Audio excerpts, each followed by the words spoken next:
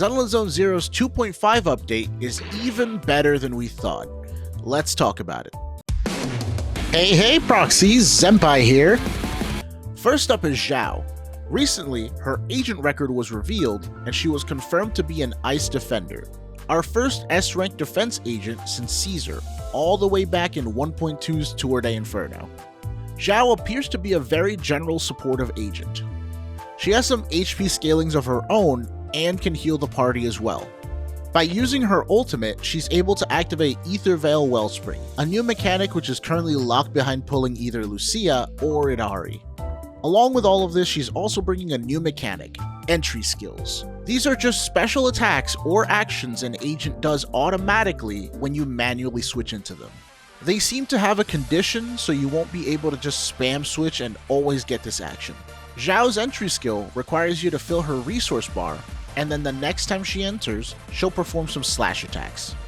Note that this is different from a quick assist or chain attack. It requires you to switch normally.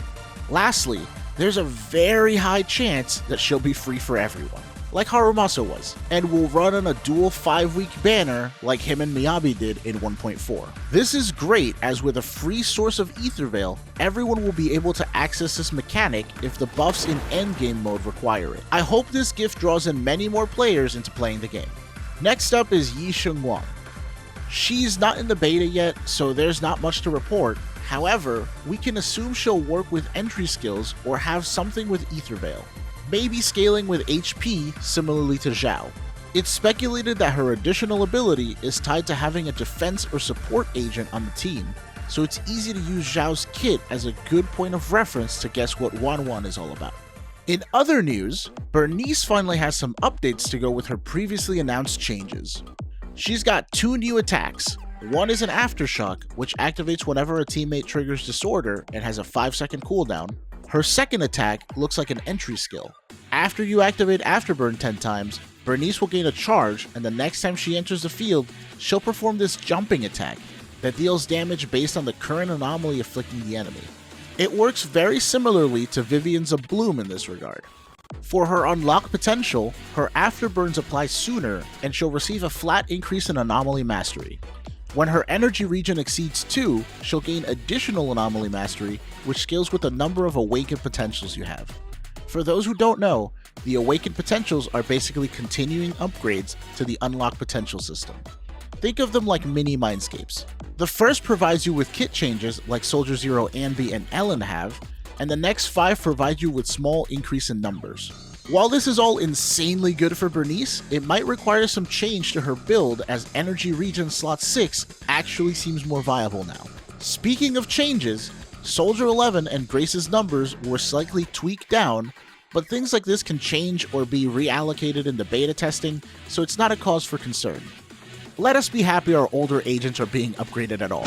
As for further upgrades, in the new co-op mode, it seems many characters are being buffed so that players can play anyone they want without a huge detriment to the team. This is great because if you're a lighter main, or something, and people don't want to play fire or ice, you can now just buff all damage instead.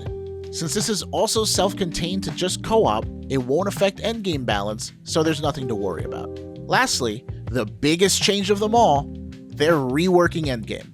Shiyu Defense's 7 nodes are being condensed into 5.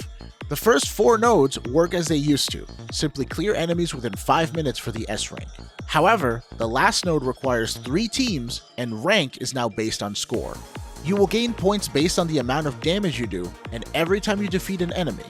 The twist is that your scores will be multiplied depending on how quickly you clear the stage. Your rank will be based on the combined scores of all the stages, and it is possible to get a rank higher than S.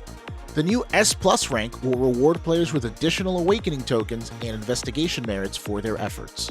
Thankfully, for those who aren't as competitive or just starting out, no additional polychrome is given beyond S rank, and the total polychrome Shiyu now gives is 780 instead of 720. I imagine people will be excited to tackle another challenge where they can visibly show their ranking to the world. That's all for today. Let me know your thoughts on the changes. What are you most excited for? What are some changes not mentioned that you'd like to see?